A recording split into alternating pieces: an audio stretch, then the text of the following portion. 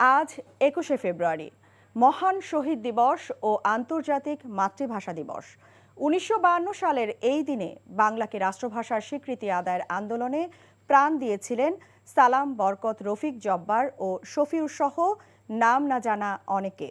২১-এর প্রথম প্রহরে রাত ১২টা ১ মিনিটে প্রথমে কেন্দ্রীয় শহীদ মিনারে পুষ্পস্তবক অর্পণ করে ভাষা শহীদদের প্রতি শ্রদ্ধা জানান রাষ্ট্রপতি মোহাম্মদ শাহাবুদ্দিন। এরপর শহীদদের স্মরণে পুষ্পস্তবক অর্পণ করেন নবনির্বাচিত প্রধানমন্ত্রী তারেক রহমান। পরে মন্ত্রিপরিষদ দল হিসেবে বিএনপি ও পরিবারের পক্ষ থেকেও আলাদাভাবে শহীদ মিনারে পুষ্পস্তবক অর্পণ করেন তিনি। এ সময় শহীদদের আত্মার মাগফিরাত কামনা করে দোয়া মোনাজাত করেন প্রধানমন্ত্রী তারেক রহমান।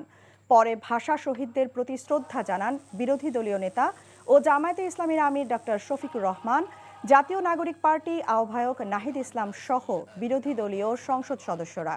দলীয় নেতাকর্মীদের শ্রদ্ধা নিবেদন শেষে সর্বসাধারণের শ্রদ্ধা নিবেদনের জন্য উন্মুক্ত করে দেয়া হয় কেন্দ্রীয় শহীদ মিনার। উপস্থিত রয়েছেন মাননীয় উপদেষ্টাবৃন্দ জনাব মির্জা